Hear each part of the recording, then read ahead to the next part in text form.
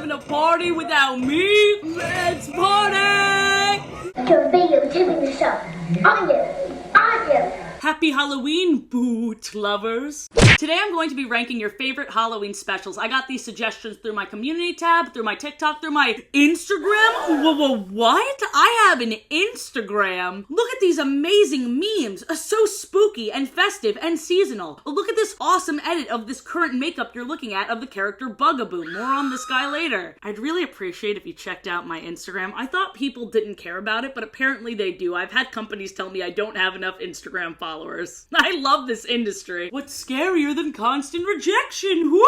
I'll tell you what's scarier. While I'm ranking your specials, I'm bringing the tier list back. Does the P in Athena P stand for please light me on fire and burn me at the stake? No, too fucking bad. Jesus. I'm sorry. I'm gonna piss a lot of people off. What's scarier than an angry comment section? Woo! I'm gonna stop that now. First up, we have Scared Shrekless, the Shrek Halloween special I did not know existed. This is post-Ogre Baby, so we finally see what's up with Fergus, Farkle, and Felicia. They're starting to talk, they're starting to walk, and they're scaring the shit out of plebs for Halloween. We also learn that Fergus is the most timid and has the hardest time scaring. They may be triplets, but they each have their own unique personalities, okay? Also, I'm so happy to see their parents still have an active sex life. Will I see you later? The night is young. Ooh. Speaking of which, hear me out on this. I have an idea for a December upload. I already planned all of November and December out. Don't judge me. I have a plan for a December upload where I watch weird scenes in kids' movies and rank them based on how weird they make me feel. Like that scene from Happy Feet where the penguins fuck, you know what I mean? I'm gonna get on my soapbox and be a prude about it. I'm gonna be a Karen, and we're gonna rank them. I'm just letting you know that's happening in the near future. So the squad decides they're gonna have a scare-off, which is actually a really common Halloween special trope where each member tells a scary story and they see who's the least scaredy. This overused trope aside, they're doing the scare-off in Castle Duloc, a place they haven't been to since the first movie, which I thought was really cool for fans. We're getting a timeline here, people. I live for that. What confirmed for me that this is something just for Shrek fans, which, like, obviously, they play the Duloc song again, but a creepy version. It's fun. Moving on. I'm gonna say something very controversial. Gingy is a piece of shit. Gingy gives off self-proclaimed alpha male vibes. He's overcompensating for being like an inch tall. The horror story he tells is he wanted a girlfriend and then she ended up being clingy. And then he killed her! You killed Kristen Schaal, you bastard! The girlfriend's voiced by Kristen Schaal. She's in a lot of these specials. Docking points for the Three Blind Mice cutaway joke that aged like garbage. I hate vomit scenes, there was a lot of vomit, and guess what? Pinocchio killed Jiminy Cricket in this world. So this is a special that just kind of exists. I wanted to put it at C tier, but I loved seeing Puss in Boots and Donkey's like battle to see who's the best sidekick character. I like that. I like that they get on each other's nerves. They kind of saved this for me. Everything else I didn't really like that much. Low B. I know it's not that serious. It's just Shrek. It's for the memes. It's a B. Next up was the most suggested special, Scary Godmother. Now, prior to this suggestion, I actually only wanted, like, a special from, like, a pre-existing thing, like a TV show or a movie. But there are movies made specifically for Halloweentown. Also, my bisexual card is on the line, okay? Because apparently, this is an LGBT classic. I've never heard of it up until this point, so let's get into it. It's a lot. I should have expected that with that comment. Ben did some research. Apparently, it's based off some books. So I called him a nerd.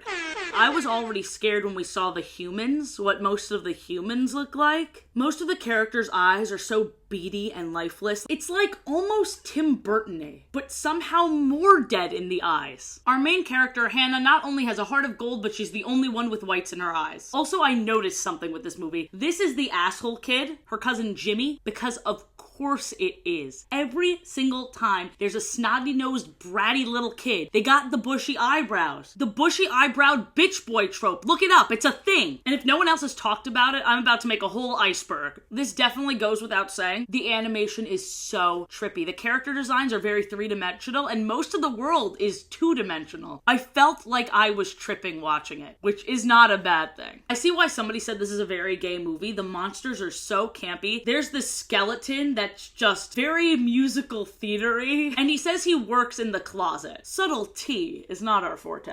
I know this is very predictable, but yes, I loved all of them. Very serious critique though. The music they play not only gave me musical blue balls, but it's also totally just the instrumental of Aladdin's Never Had a Friend Like Me. I don't know how they were able to do that.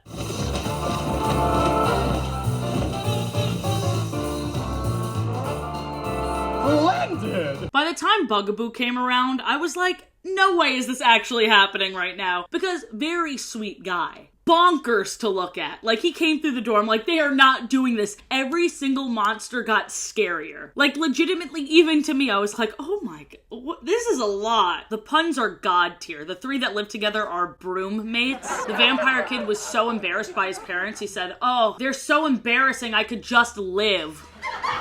It's cute, okay? I'm a sucker for that shit. I'm putting it in A tier. I can hear you guys just being like, why? This is clearly an S tier movie. This is a piece of art. Here's the thing. I have a short attention span and there was not that much plot. Most of the plot was like, meet these goofy characters. So while I loved it, I don't have a desire to like rewatch it. However, I will quote it constantly. High A tier, okay? I'm sorry. I just need a little bit more going on. Not just visually. My eyes hurt. Toy Story of Terror was a freaking treat. I was not expecting it to be this good. But first of all, welcome back to the stage, Kristen Schaal. This video is sponsored by Kristen Schaal. It isn't. It started with the toys watching a horror movie in this like black and white style, and the animation is so good. Disney using their budget effectively for a holiday special?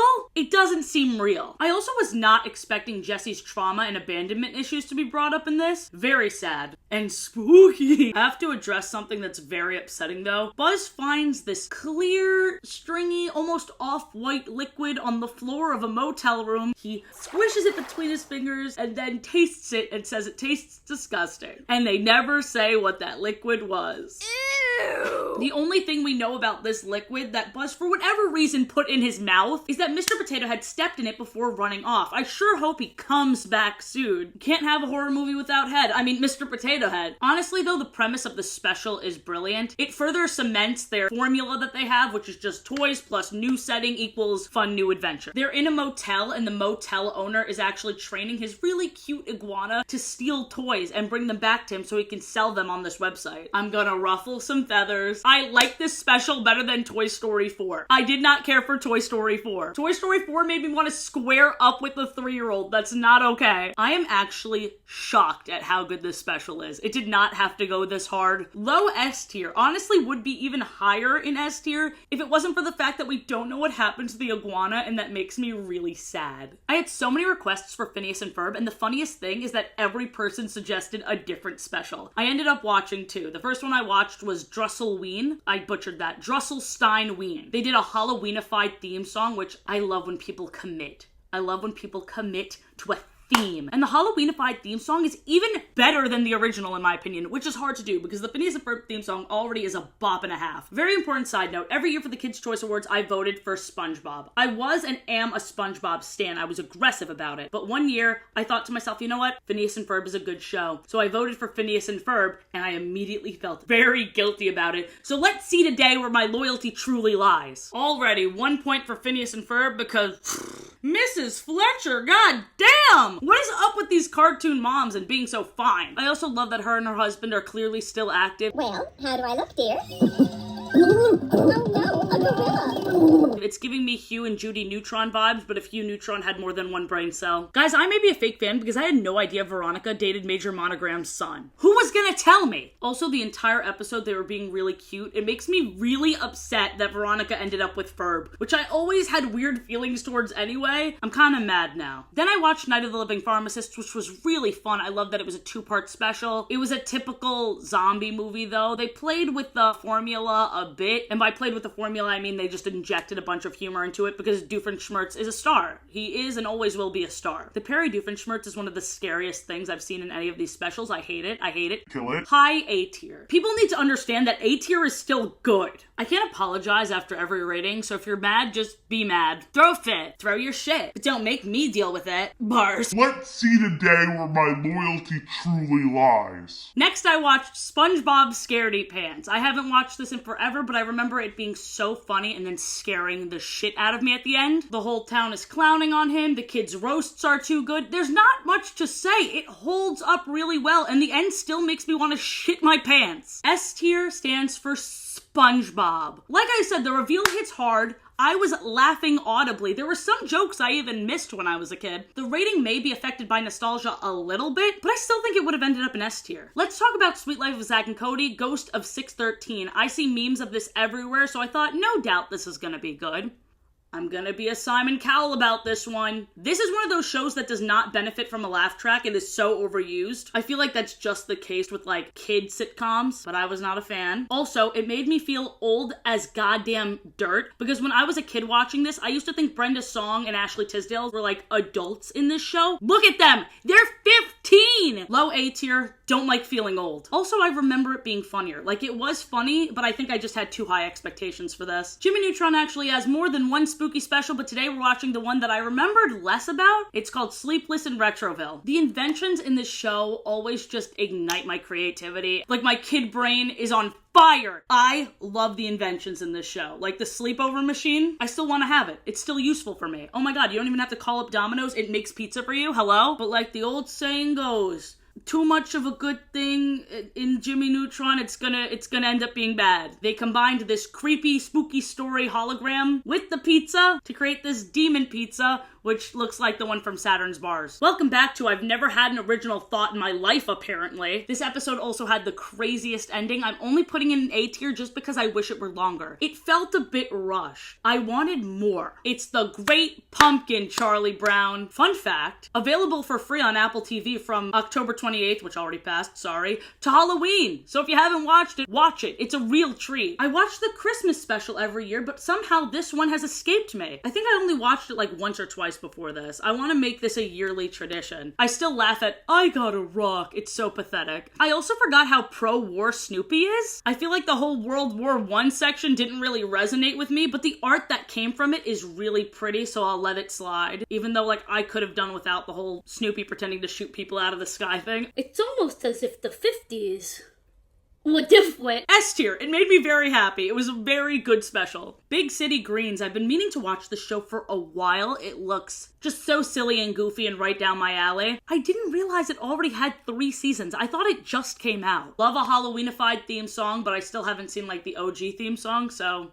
Again, this is the only episode of this series that I've watched, but Gloria and the dad are my favorite. I'm put in a difficult situation because as much as I liked this standalone episode, I feel like I would have enjoyed it more had I seen more of this series. I'm gonna place it in a comfortable A tier. I can't wait to see more of these characters interacting. Now we're gonna talk about Gravity Falls Summerween. I'm not sure if you know this, but Kristen Schall's in Gravity Falls. Gravity Falls is one of those series that I kept up with by reading the wiki and watching the major plot points. I didn't watch the show, but I know what happened-ish for the most part. Let's see if this episode makes me wish I watched it like a normal person. First few seconds in, I'm already cackling. Love, adore the watermelon jack-o'-lanterns. That's perfect for a summer Halloween. In the show, the Pines twins are only 12 years old, so I don't know why people are acting like this is old to be going trick-or-treating. I literally went trick-or-treating my first year of college. I'm starting to realize I might not be normal. It's me. Hi, I'm the problem. It's me. I am saying this with no prior nostalgia attached to the series. This is the perfect Halloween special. Bonus points for not relying on horror movie tropes because a lot of these things are just parodying something else. This was just so much fun. High S tier. This might be the highest one of the entire thing. Skatoony. Gesundheit. No, that's the name of the show and I never heard of it until getting this recommendation. I mean, I looked it up, saw this human Spongebob fucker, got intrigued and had to check it out. It is described as a children's live-action animated game show pitting live-action children against cartoons. It opens with this shot, and I love that the kids are dancing while the cartoons look like they want to be put out of their misery. Pretty epic. Speaking of which, Declan went beast mode on that sprinkler. I'm rooting for him. Also, hello Mike from Total Drama. What is going on? And if you're gonna pick any character from Total Drama to make a cameo on your show, why Mike? I'm sorry, he's a sweet guy, but you know there's gonna be some outdated jokes on dissociative identity disorder. Incoming, here comes Declan doing the absolute most again. This kid better have an agent because he's gonna be a star, I tell you, a star. You're gonna make the big leagues, kid. I also learned from the show that giraffes only have 7 bones in their neck. I learned something, and I kinda hate it. Something incredibly savage that I wasn't expecting is they sent one of the real kids home before the cartoons got out. That's just wild. The cartoons are actually trying to win. The show is a journey. This is going in B tier, not because it's bad, but everything so far has just been better. Although it's very unique and fun, I'm a bit more impartial to Nickelodeon's game shows like Legends of the Hidden Temple, Guts, Double Dare. Maybe ranking kids' game shows / competition shows would be a good video, but that's for another day. Gotta make the good times last. We're watching 16, the Living Dead episode. When I watched this show when I was 16, I thought, I am not cool enough to hang out with these guys, and that still kind of holds true. But riddle me this, are they cool or are they just pieces of shit? Jonesy is a piece of shit. If this was your childhood crush, could I suggest therapy, mayhaps? He's looking through a peephole at the lingerie store he works at. Like, really, I knew the show had moments that didn't age well, but... So if everyone knows about this peephole in the change room, why doesn't every guy apply there? They do, but they almost never let guys work there. How'd you get the job then? I told them I was gay. Smart. Jesus, dude. This show is a guilty pleasure, emphasis on guilty especially for this episode. It was disgusting. There was so much throwing up, specifically throwing up in people's mouths. Ew, C tier. Sorry, I like this show, but this episode was garbage. We watched the Scooby Doo Blair witch trial special. I was not fucking ready for this. First of all, I keep forgetting Shaggy's government name is Norval. I was watching this with my friend Kellyanne, and here's her reaction. Athena, is this like dark? What's gonna happen to them? I'm scared. She said, and I quote, I was less scared watching the Blair Witch trials because I was less invested in those characters. In my bullet points, I wrote, the girls are fighting!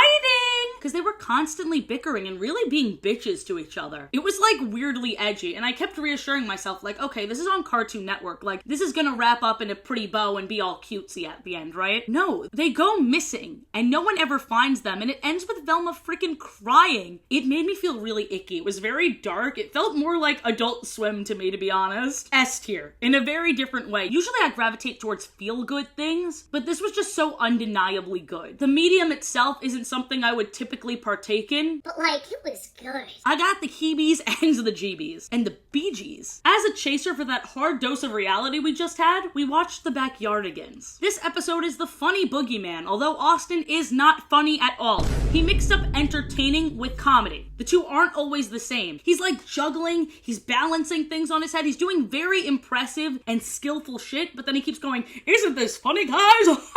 No, it's not funny, it's cool. I turned to Kellyanne and I said, Austin usually isn't this blue. They really went all out on the special effects makeup. And she cackled, and it made me feel really... I love when people laugh. Are you guys laughing? Have I been the funny boogeyman all along? The entire episode, there was a comedy emergency weapon in this box. So Kellyanne predicted that it was a whoopee cushion. I was like, that would honestly make up for all of Austin's butt-awful jokes throughout this entire thing. Because a whoopee cushion, you can't go wrong with a whoopee cushion. That really would be the tool I would use in case of a comedy emergency. God, I wish I had one right now. Just pretend. But no, it was a pair of clown shoes. Weak. The music, as always, was goddamn incredible, and there was also such fun choreography. It reminded me of a little TikTok dance, so here is a highlight reel of me and Kellyanne doing the Backyardigans dance. Say boo, say boo, say boo, yeah, we're the boo boo. If you say boo, look out, we're gonna get you. Don't you? Boo hoo, say boo, yeah, all the boo boo. Fist bump. I'll just do like a highlight reel of when we're doing Belle. Say boo, yeah, we're the boo boo. If you say boo, someday we're gonna find you. Oh no. Because one by one, we'll make them blue. And here's the reason why. Say boo, yeah, all the boo boo. Actually, go forwards. Sorry, go forwards. Okay. Low A tier because I wish Austin was actually funny. Maybe this is the reason you're the least utilized cast member. Over the Garden Wall. This is my first time seeing it. I've been meaning to for a while, and just S tier. S tier, S tier, S tier. There isn't anything else to say. The art is amazing. It perfectly embodies autumn. I will finish Over the Garden Wall Halloween Day, and it will be splendid with a capital S. S tier. Series, Chowder, episode, the spookiest house in Marzipan. Within the first few seconds, I went, puppets! And then they completely lost me. I have no idea what happened for the rest of the episode. There's casually a marijuana leaf on this character. What an icon. I honestly think this is the only show that's too fast-paced for me. I feel like I'm running a marathon while watching this show. This is the reason why I'll watch one Chowder episode and then be good for the next 2 years. I'm like, you know what? I'm full. Yummy yum.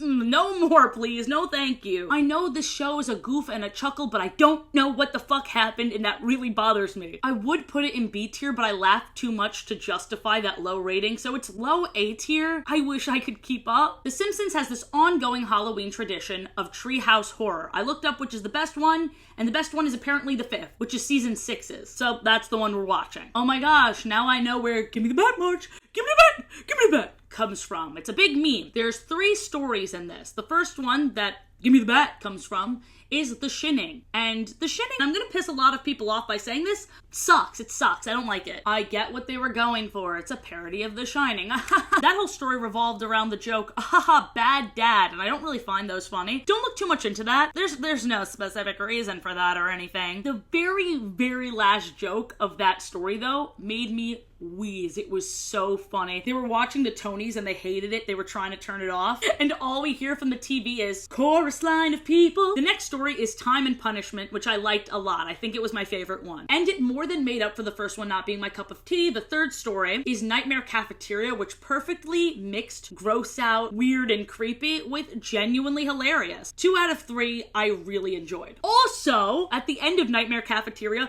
there was a reference to the only joke I liked in the first one, the chorus line of people. When they did that in the first story, I thought it was a throwaway joke, so the fact that they had a callback to that, I was in awe. I was like, I was not expecting this. This caught me so off guard. A tier. That first one made me think it was going to be the lowest, and then I completely forgot about my distaste for the first one. I really did, because I was laughing, I was chortling, I was giggling, I was having a good time. We're watching one of my favorite shows, Bob's Burgers, and the episode that we're watching is Fortnite. Jump scare in the theme song, ha ha ha. Kristen Schall's in it. She plays one of the main characters. I'm not sure if you know that. Millie is even creepier in it than I remember her being. That slow smile that just fades into like a frown, like a maniacal, like, yeah, I'm gonna leave you stuck in this shitty situation. I know she's a child, but jail.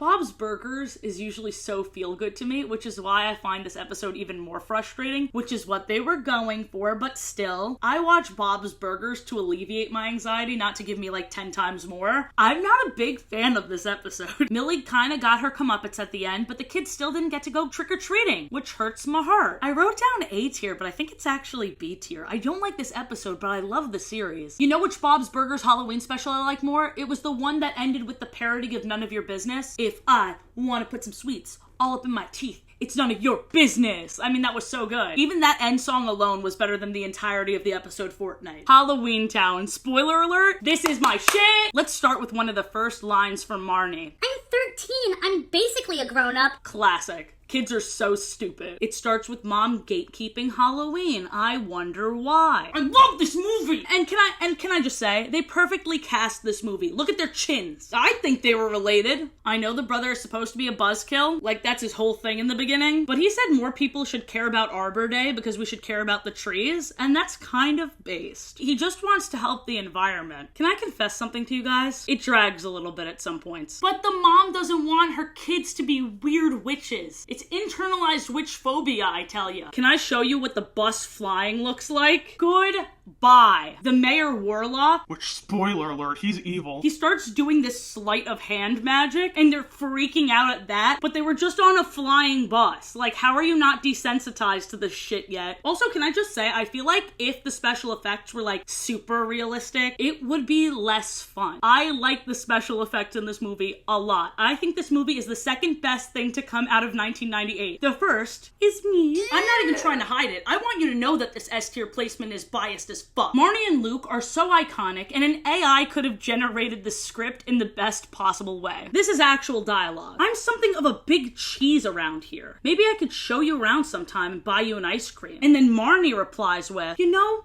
I was kinda hungry, but then I smelled something stinky. Must have been the big cheese. It must have been the big cheese. Guys, I want you to know that the family of witches hummed at the end. They hummed a tune to defeat the bad guy. I would be like a Leah Michelle witch. I'd be kicked out of the squad. If you couldn't tell already, S tier. And I'm not sorry about it. The last one we're ranking is regular show's Terror Tales of the Park 3. They start this one off like they're gonna do the trope of the scary story off. Benson starts, and then no one else tells their scary story. It was just Benson telling his. I have one thing to say, and then we'll just quickly get into the ranking, because I don't have much to say about this. Mordecai and Rigby are always like, oh, and then they go into a song that's perfectly in sync, but they're both in the moment improving it. So how are they... They're like really good at mind melding. They did this whole improv song, Benson superstitious, and then they kept going and it was like rhyming. How do they know? Do they just have material beforehand and then when the moment's right, they're both like... That's more of a comment on like the rest of the series because I really like regular show. This episode was strange though. It was a story and then Benson casually drops like, yeah, and it's real. And then the bad guy from the fake story comes to terrorize them at the end. But we don't see that at all. The bad guy just looks into the camera and is like, Happy Halloween. I needed more from it. It's like low A tier or high B tier. I'm gonna let editor Athena decide. There it is, that's the placement. My ooky spooky butt lovers, I sure hope you enjoyed. Check your candy for razor blades, but I almost said check your razor blades for candy. I think that's funnier. Check your razor blades for candy and stay safe. Bye!